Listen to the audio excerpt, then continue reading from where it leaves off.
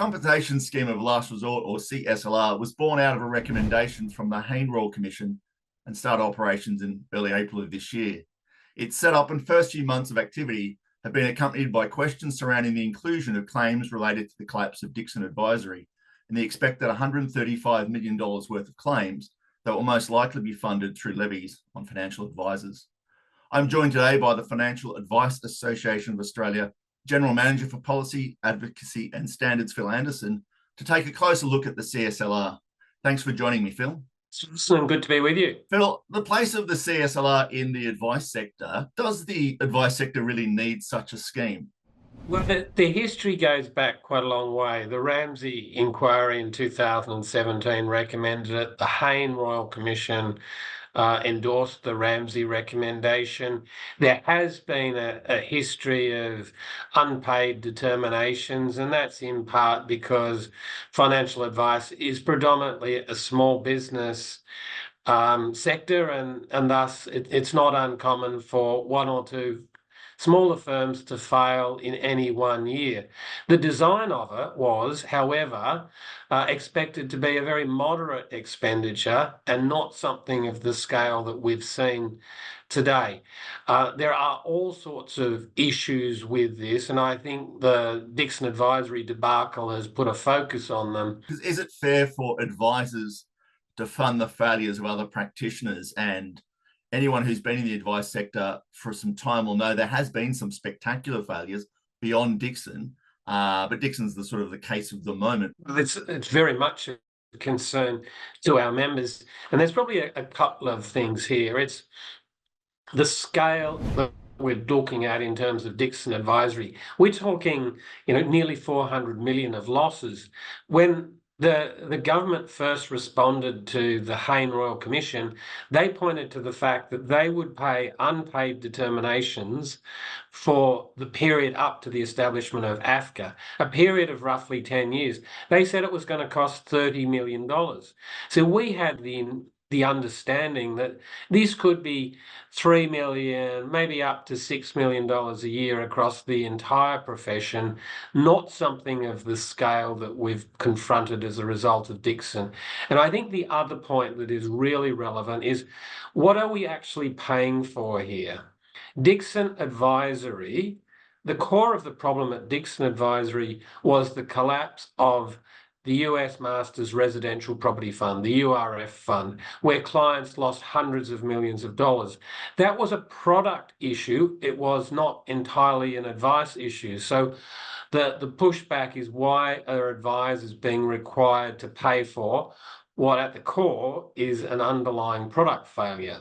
Can you unpack briefly some of your concerns around the operation of the CSLR and how it's being applied right now in terms of Dixon Advisory, and what that means for advisors not caught up in all this, i.e. your members? Yeah, so I think we've summarised 6 key objections, and it does take a little bit of explaining. The first one is E&P Financial Group, the parent entity of Dixon Advisory, which was able to virtually walk away from Dixon Advisory and leave the problem to the rest of the advice profession.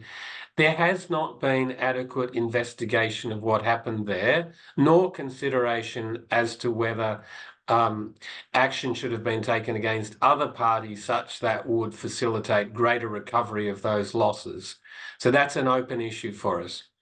The second one is the scheme was always promised to be a prospective scheme. The way it has been implemented means that the advice profession is likely to pick up a significant cost for an entity that went into administration more than 2 years before the scheme commenced. In our view, that makes it retrospective in many elements. The third one is that the government promised to pay for the first 12 months, but in the final version of the legislation that was changed, and it ended up with them only paying for the first 3 months. And for such a short period, it simply wasn't possible for many Dixon Advisory matters to have been finalised. And in fact, the government was only asked to pay for one Dixon Advisory claim in that levy for that first 3-month period. The fourth objection is that we don't believe that in the way this legislation was introduced to the Parliament, there was adequate disclosure. There was no mention of Dixon Advisory and explanatory memorandum. The financials were of little value, and there was no regulation impact statement. A regulation impact statement for a reform of this nature was absolutely critical, but none was done. And then if I move on to the other objections that we have, ASIC's slowness to deal with Dixon Advisory. Recently, it was reported that there were 60 complaints between 2008 and 2022. We know that they were looking at them for a period of time before they ultimately took any action. But we're also concerned that the action that they took against Dixon Advisory primarily or exclusively focused on financial advice, when every bit of evidence suggests that there were deeper issues here. There was a business model that contributed to this outcome.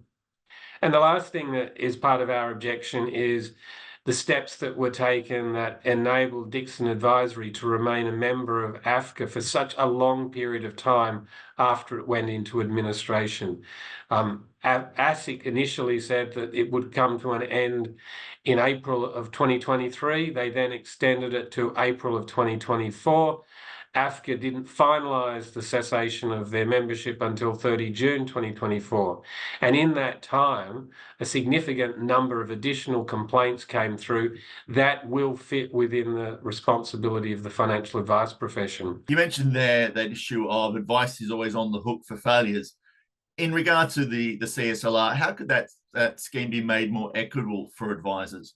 So I think that issue about equity and taking fault for client loss, I think that's a deeper issue with respect to our regulatory regime. So I think that probably has to be dealt with separate from the CSLR, but obviously in close coordination.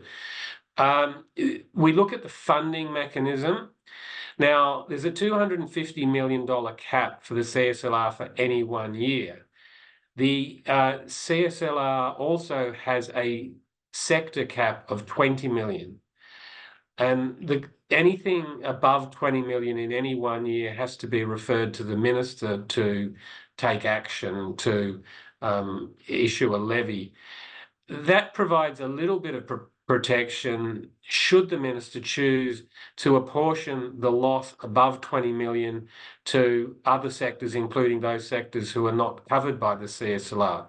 But it doesn't provide a guarantee. It simply provides a mechanism where the minister may choose to do that. I think we need to have more confidence that when things do go wrong, that we won't pick up the full can and that there'll be more equitable allocation across a broader range of sectors. So until those things are dealt with, there's still the risk that a further matter could arise that results in very substantial losses being sustained. And we're now very nervous about all these matters that get reported.